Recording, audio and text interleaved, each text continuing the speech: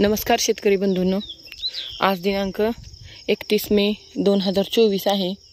तर आमच्या या 5 वर्ष पूर्ण झालेल्या गोल्डन सीताफळ बागेचा मी व्हिडिओ आज बनवत आहे।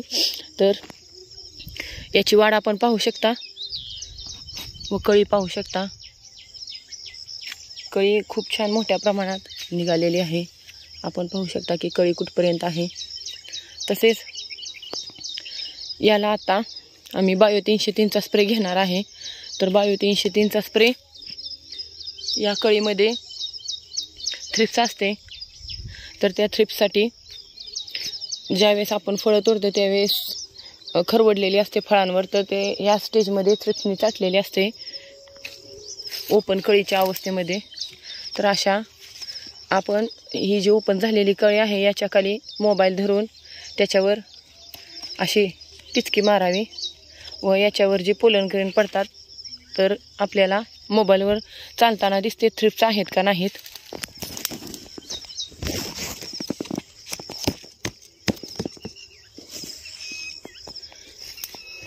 तर त्याच्यासाठी आपल्याला बायो 303 2 मिलीने स्प्रे करायचा आहे। तसेच याच्यामध्ये फलन करण्यासाठी जो काळा कीटक असतो, आता या बागेमध्ये दिसतं आहे कुठेतरी 1 2 3 ठिकाणी दिसलेला, तर तो कीटक सेटिंगसाठी आपल्याला उपयोगाला आहे। त्यामुळे आत्ताच्या स्टेजमध्ये आपण हार्ड कीटकनाशक वापरायचे नाहीत, सॉफ्टमधलेच वापरायचे शक्यतो। तसेच खूप शेतकऱ्यांचे म्हणणे असते की अशा प्रकारे कळी काळी पडून गळते। तर आपण पाहू शकता इथून एकाचा गुण 1 2 3 4 5 6 कळ्या निघलेल्या आहेत। इथून देखील पाहू शकता 7 ते 8 कळ्या निघलेल्या आहेत। तर ह्या झाडाला साधारणतः 2 ते 3 हजार कळी लागलेली आहे। तर एवढी सेटिंग होत नाही कळी, कमीत कमी 70 80 100 पर्यंत फळं सेटिंग होतात। तर उरलेल्या कळ्या अशा ऑटोमॅटिक काळ्या पडून गळतात, त्यामुळे कळी गळते हे चुकीचे आहे। तर पाण्याचे देखील व्यवस्थापन व्यवस्थितरित्या केले पाहिजे। तर आता ही फूट आपण पाहू शकता 2 ते 3 इंचावर आहे। तर आता काही असे 4 इंचावर सुद्धा चाललेले आहे। तर आता या स्टेजमध्ये पाणी आपल्याला कमी करायचे आहे, जेणेकरून वाढ आहे ती अशी शेंड्याकडे वाढ जाऊ नये व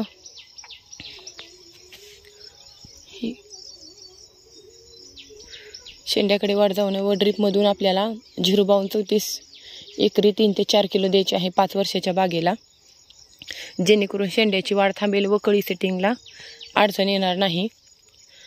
पाणी आता 5 ते 6 दिवसातून 2 ते 3 तास फक्त देणार आहे आम्ही। तर हा झाला थ्रिप्ससाठी। तसेच खूप शेतकऱ्यांचे म्हणणे असते की अशा स्टेजमध्ये आमच्या जमिनीवर अशा प्रकारे गवत येते।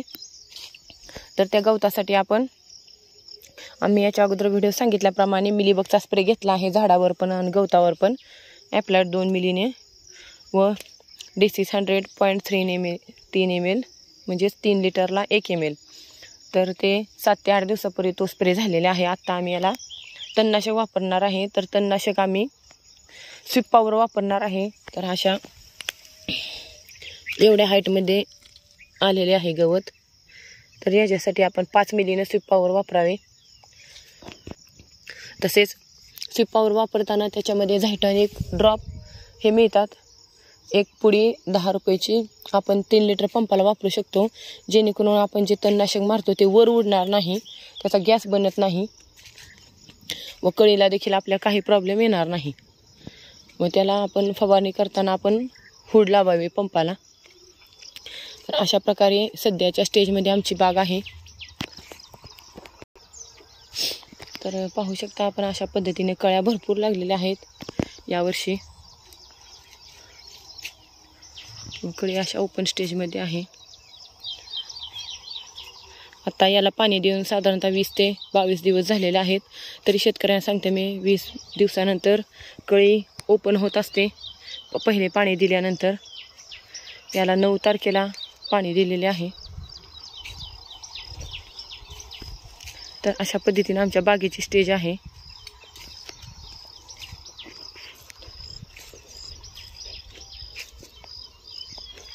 वकळीचा दांडा आपण पाहू शकता. व याच्यासाठी आपण ड्रिपमधून काय काय द्यायचे, स्प्रे काय द्यायचा ते देखील मागच्या व्हिडिओ सांगितले आहे.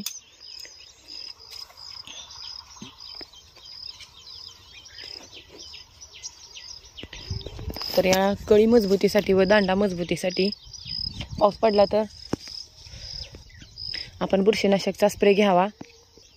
तसेच कळी व दांडा मजबूतीसाठी कॅल्शियम बोरानची फवारणी घ्यावी.